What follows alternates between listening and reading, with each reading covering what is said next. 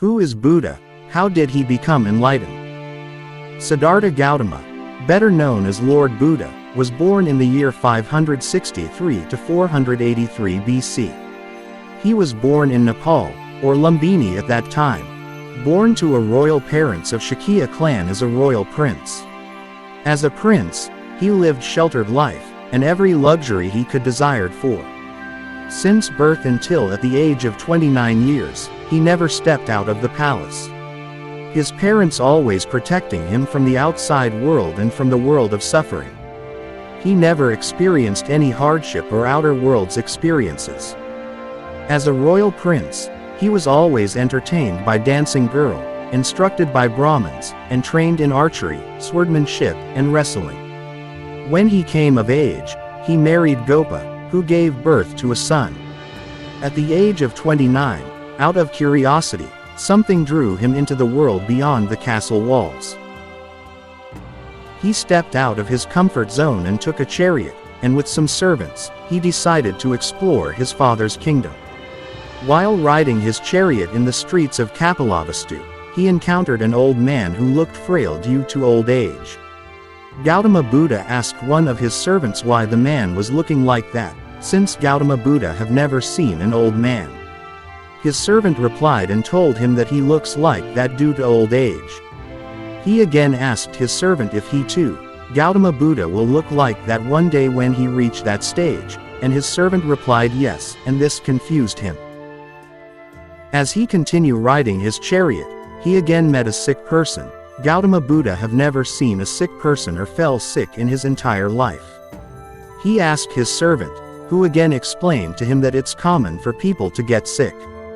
This baffles him so much that he asked his servant if he too, Gautama Buddha, can fall sick. His servant answered yes, as they continue their way. Along the way, he again encountered a crowd of people carrying a corpse for cremation. The body was lifeless, and this again baffled him, and he wanted to know why the body was looking like that. His servant explained and told him that the body was lifeless and it was being taken for cremation as the custom demands. He again asked his servant if he too, Gautama Buddha, will one day become lifeless, and his servant replied yes.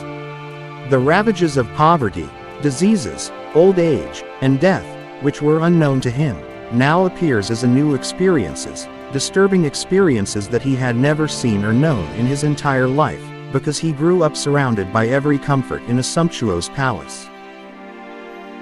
He continued riding, and as he was coming outside of the city, in an open field, here, he saw a man meditating under a tree. By now he was exhausted and confused by life, because his parents had never taught him how life outside the castle walls worked. Nothing in his life of luxury had prepared him for these experiences. On their way, his servant continued telling him that all beings are subjected to sickness, old age, and death. As they were returning to palace, he passed a wandering ascetic walking peaceful along the road, wearing a robe and carrying a single bowl of sadhu. He could not find peace, and by now, as he was entering the gate of the palace, he had made up his mind to leave the palace life behind, and search the answers to the problem of human suffering. The following day, very early in the morning, before dawn, when everyone was asleep including his wife and son, without waking them up, he bade them farewell, sneaked outside and rode alone to the edge of the forest. Here, he cut his long hair with his sword, and exchanged his fine clothes with an ascetic, marking the beginning of his journey of self-discovery. For over 6 years, Siddhartha Gautama Buddha drove himself mercilessly. Barely eating or eating just one meal a day, his ribs stuck through his wasted body and he looked more dead than alive. In those 6 years, he was being followed by 5 companions, who saw him as their sage. He lived a life of an ascetic, searching the answers for suffering. One fine day, he decided to take more substantial food, and to abandon his life as an ascetic. Seeing this, his 5 companions get annoyed and left him. From there, Siddhartha entered a village in search of food. There, a woman named Sujata offered him a bowl of milk mixed with rice pudding and a separate vessel of honey. His strength returned. He walked to river Naranjana, washed himself, and then set off to the Bodhi tree. Here, he spread a mat of kusha grass and sat on it, leg crossed. He sat there, under Bodhi tree, having listened to all teachers, studied all the sacred texts, and tried all the method in his journey in search of answers to suffering. Now there was nothing to rely on, no one to turn for answers, and no more hope. He sat there solid, silently, eyes closed in a meditation posture. It's said, when he was in this position of meditation, he was visited by a deity or a demon called Mara, who tried to tempt him, but he was unmoved. And finally, on the 6th day, he opened his eyes on the rising morning star. It's said, at this point he has realized that the answers he has been looking for had always been there within him, therefore, there was nothing to attain. After opening his eyes, he is reported to have said, "This very enlightenment is the nature of all beings, and yet they are unhappy for lack of it." Here, he attained nirvana.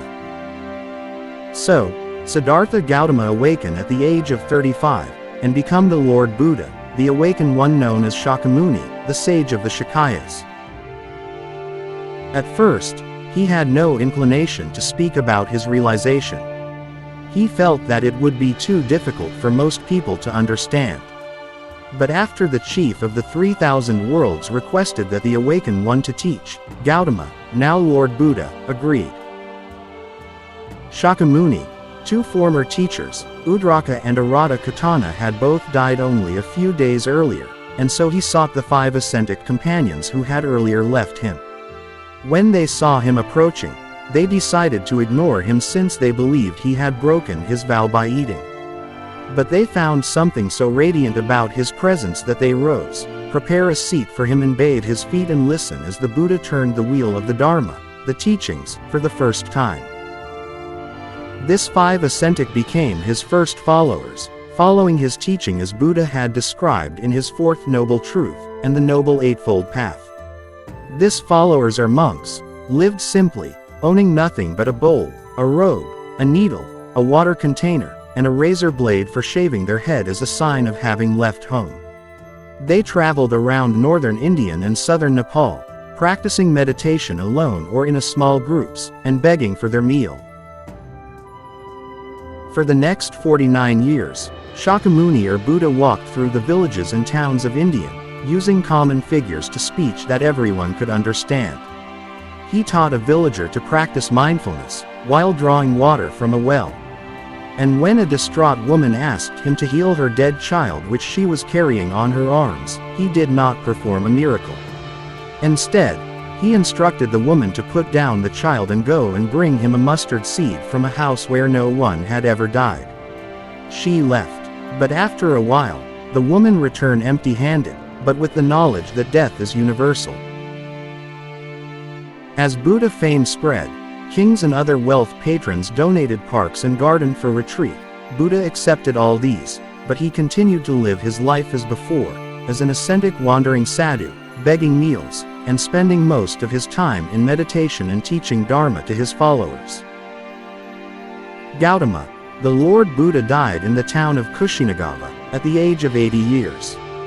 Some of the assembled monks were despondent, but the Buddha, lying on his side, with his head resting on his right hand, reminded them that nothing is permanent. He advised them to take refuge in themselves and the Dharma teaching of Buddha. In his lifetime, Buddha taught the 3 universal truths as a basic teaching, which are: 1. Nothing is lost in the universe. 2. Everything changes. And 3. Law of cause and effect. He also taught the 4 Noble Truths, or the 4 Noble Truths of suffering, which are: there is happinesses in life, happiness in friendship, happiness in health, body and mind. And when one loses this 4 Noble Truths, there is suffering. He also taught the Noble Eightfold Path, or middle way. The path to ending the suffering of people is known as Noble Eightfold Path. Noble Eightfold Path is one of the principal teaching of Buddha. These teachings of Buddha describe the way leading to accession of dukkha and the state of self-awakening. This Noble Eightfold Path are: the right view, the right intention, the right resolve, the right speech, the right livelihood, the right effort, the right mindfulness, and the light concentration or samadhi. He also established 5 most important rules and called them 5 perceptions, which are: 1. Avoid killing. 2. Avoid taking anything which is not yours. 3. Avoid sexual misconduct. 4. Avoid lying. And 5. Avoid intoxication. Summary: these were some of Lord Buddha teaching. Lord Buddha himself has passed down for the sake of humanity and their well-beings, so every Buddhists have studied these teaching, and practiced them, and swore never to make any mistakes or blunder. Everyone has responsibility as either a layperson or a monk toward oneself, responsibilities toward others, including all sentient beings, and responsibilities toward the universe at large, which is called Dharma, an all-inclusive concept. Peace, love, and light, and stay blessed.